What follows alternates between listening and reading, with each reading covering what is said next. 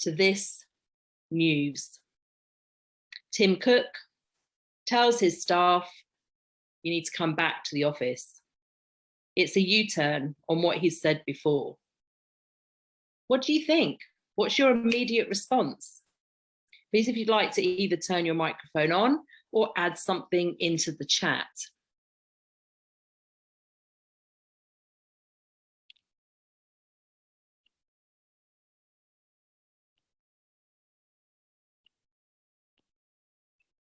Let's try this one.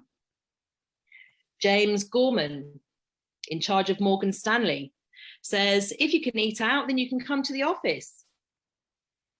I've put these two at the start of this presentation because it seems to me that perhaps these individuals haven't fully understood exactly what's been going on for their people, for their staff. People haven't fully understood how complex it might be for them to return back to the office. It also seems to me that perhaps they're lacking compassion by setting this edict of, you just need to come back. Let's just check in the chat here. Yeah, not empathetic at all. Absolutely. Isabel, would you like to return to school, although it was still shut? Absolutely. It's their perception of the pre-pandemic times. Thank you. Isabel, is there anything else you'd like to add with your mic? Anything you'd like to voice? No? Okay. So go ahead. Yes, I'm just, I'm not allowing people because otherwise there might be noise, so they can use the chat rather than speak. Okay, yeah, all good, no problem at all. So they're disconnected to the hierarchy, means they don't trust that people won't, that's absolutely what I'm sensing. So while we've been through this 18 months of time where people have not only made allowances, been flexible, been adaptable, they have continued to work, and in some cases their productivity has gone up. But yet these individuals are demonstrating, as far as I can see, a lack of compassion by ordering their staff back. Now, these are exceptions because many other organizations are inviting their staff to tell them, what would you like to do? How do you best work? And it would appear that by taking that approach, they're demonstrating far more compassion. Far more compassion because they're enabling people to work on their terms, enabling people to explain the best way to balance their life and their work. It also appears to me that right now, compassion is more critical than ever, because ultimately, if we don't apply compassion, if we're not compassionate to one another, what has the last 18 months actually been for? What have we learned? What have we learned about the experiences we've been through and how we have felt?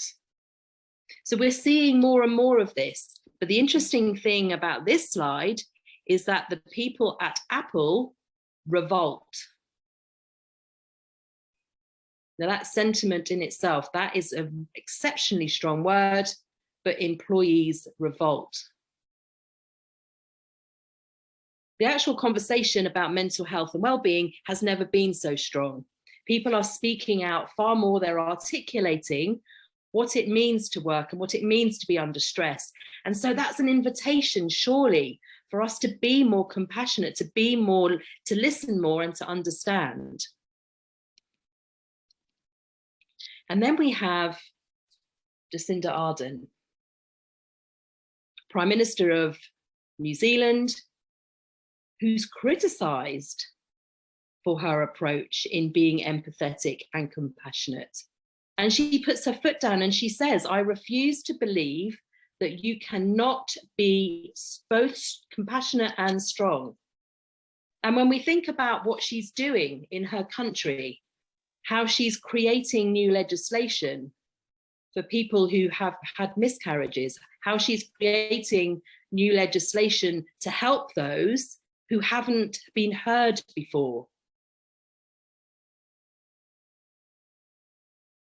I think all of us will know their track record with the pandemic. She made decisive, compassionate decisions. People seem to like her, although they do criticize her approach. She is highly effective. So now we come to a few definitions as to what compassion is. We might say it's an emotional response when perceiving suffering, and it involves an authentic desire to help. And what we know from academic papers, and these are things that have been shared with me, is that in fact, it's good for us. There's a business case in itself. People who display compassion live longer.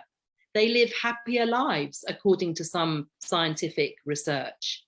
This isn't just about us receiving. The act of giving gives us such an incredible chemical reaction. We love it. The quality of having positive intentions and real concern for others. The intention of being of service to other people's happiness and having the desire to alleviate their problems.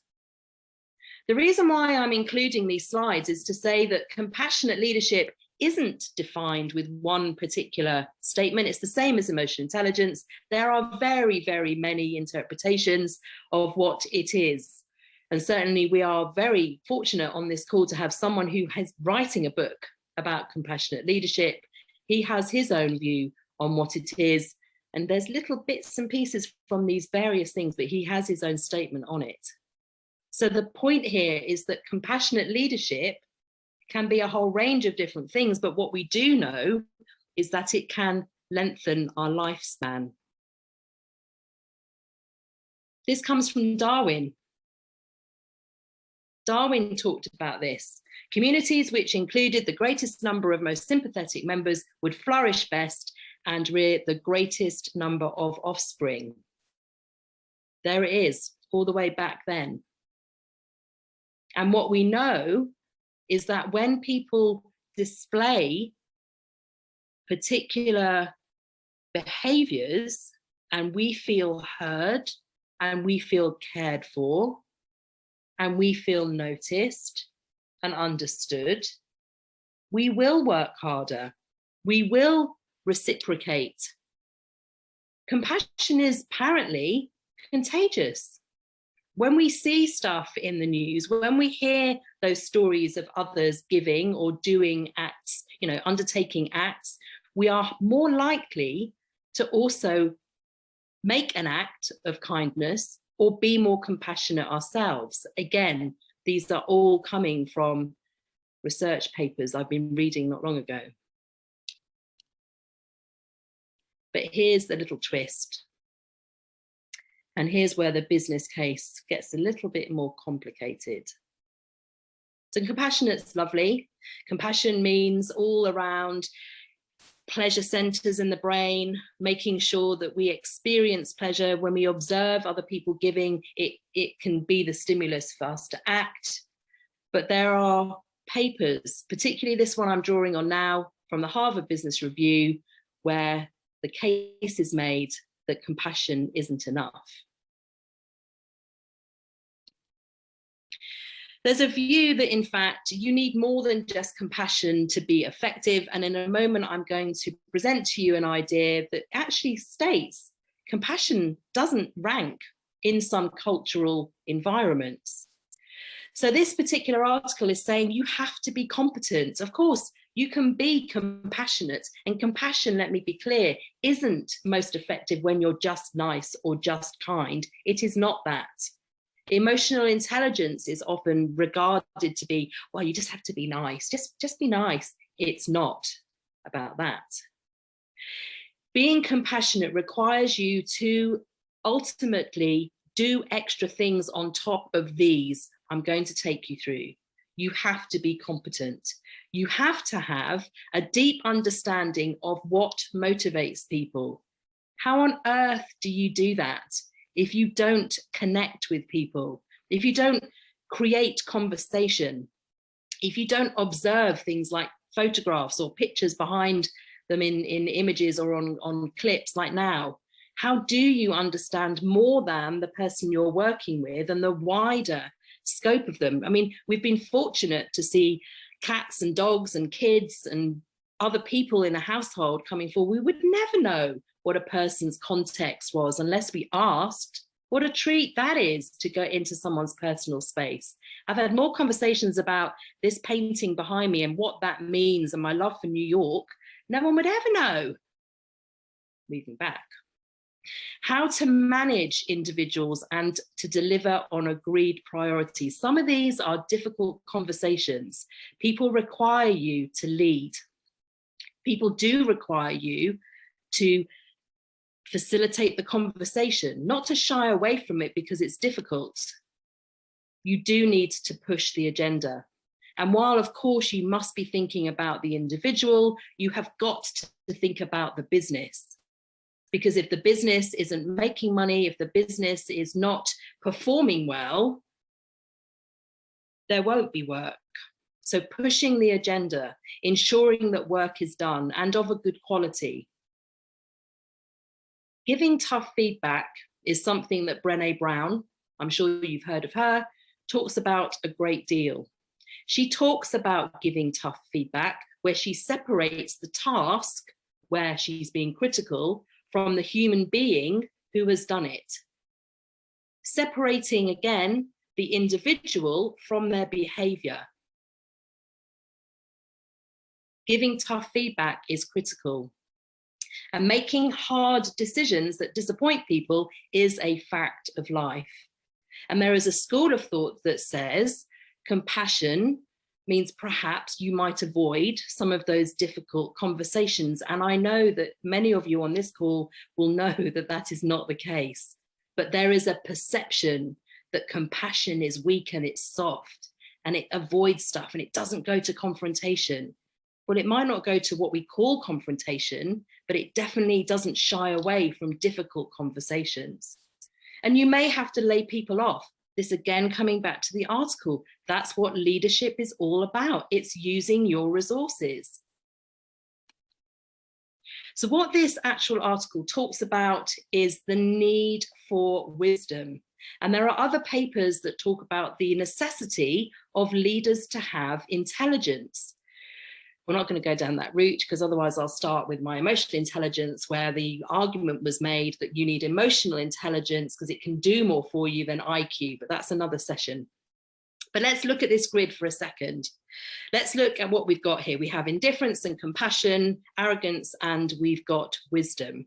And there are different scenarios here. Caring avoidance, so letting empathy be a barrier to action, is the arrogance, ignorance, I beg your pardon, ignorance and compassion. So ultimately being in a position where you cannot have those difficult conversations, you avoid them. You avoid confrontation, you avoid progress and flourishing because you let empathy get in the way. Let's go then down to uncaring execution. We're putting results before people's well-being. I've been in an environment like that, where I have been expected to work 14-hour days, where the culture when we were in the office was to leave your coat on the back of your chair, probably go out for a few hours, but make it look like you're still doing your work. These are toxic environments, and that uncaring execution will only go so far before there are mental health issues and people choose to leave because they just can't do it anymore. And then ineffective indifference, so lacking interest in and concern for others, just not connecting, not really being bothered, being focused down to your own line. And then this last thing, which is this wise compassion, getting tough things done in a human way. We have never been in such an unusual position before. We have had to pivot. Those organizations who have faced things head on, who have chosen the tough decisions, are surviving and thriving in the last 18 months. And those that didn't make the decisive move are finding it tricky right now. And this brings me to another thought right now. And many of you may have read this book by Paul Bloom. He talks about the contrast between empathy and rational compassion. He says that actually if you apply empathy itself, you're in danger of making decisions and communicating as a consequence of your biases. That's big. Because ultimately, we know through neuroscience that if we favor one particular cluster of people over another, we will make different decisions for them. These are unconscious behaviors. So he's saying that empathy is hugely flawed because when you apply empathy, your decisions are not as objective as they could be. And we can't get into the whole subjectivity bit because that starts getting quite muddy. But the point here is that he says when you use rational compassion, when you ask really great questions, you listen out for the answer rather than trying to get into the shoes of the other person, you're more likely to be objective. So I have a few suggestions here. I'm suggesting that in addition to compassion, we show courage. And it's not just the courage to speak out and to stand by our principles and our values. It's the moral courage of potentially being unpopular, of potentially saying stuff that you know is intuitively right, but actually you might be on your own. Moral courage is a big thing because ultimately, ethically, we're in a position now where we're faced with a whole raft of really difficult decisions to make. And I think that moral courage is an essential part of the toolkit for any leader. So again, let's go back to some other areas, some other research that's been done. The point here is that integrity, empathy, accountability, authenticity, presence, and dignity are also critical when we think of compassionate leadership. In fact, it's said that these are the component parts of being compassionate. It's not just about feeling and understanding and wanting that suffering to go from the other person. It's about all of these things. There are also other arguments to say that compassion is part of competence, but also consistency. Because when you're not consistent as a leader, people don't know where they are with you. And you have to be clear. You have to have clarity to bring people with you. So here's a different paper. It came from a Globe project. I can share the link with you. And this is an interesting take on some work you may have heard of from a chap called Hofstede. He has it's called Cultural Dimensions. It's a live longitudinal research piece where we have literally thousands and thousands of inputs from people across the globe. Now, again, I won't go into the principles of what that model is all about, but the critical thing here is that for people who work in Germany, for people who are born and bred German, they have a number of characteristics that are part of their cultural values that mean compassion isn't that important. To be an effective German leader, it's about high performance. Compassion doesn't come into it. There's certainly a bit of a discussion around being tough on the issue and soft on the person. But how does this work? If culturally you're doing pretty well with the approach that you've been making, why would you suddenly start being more compassionate? Why would it suddenly fit within your cultural DNA? I don't know. And those of you who are aware of the National Health Service in the UK, and you will have your own health service in the country that you're working in, I just want to raise this point, and this is a very personal point. As a nation, we showed huge compassion for those people who work in the NHS. On a Thursday evening, we would clap outside our front door to say thank you to the NHS. Some would say that we felt compassion for people who were working in the NHS. Long hours, lots of people we were losing lots of people. And yet, when the decision came on what level of pay increase we were going to give them, the government didn't actually give them as much as the public would have wanted, and yet we didn't act. Like other cultures who would take to the streets and ensure that we revolted, we didn't do it. And so I guess my question from this slide is, while we might perceive that we are being compassionate, and at the time when we're being compassionate, when the chips are down, how much do we act in a way of compassion? How true is that feeling when the chips are down? And there's also another point here, is that organizations I'm aware of who have fantastic cultural values, they are incredible. Some of my friends loved the brands they worked for. And yet when they went through organizational redesign and some people were made redundant, the compassion evaporated. There was none to be seen.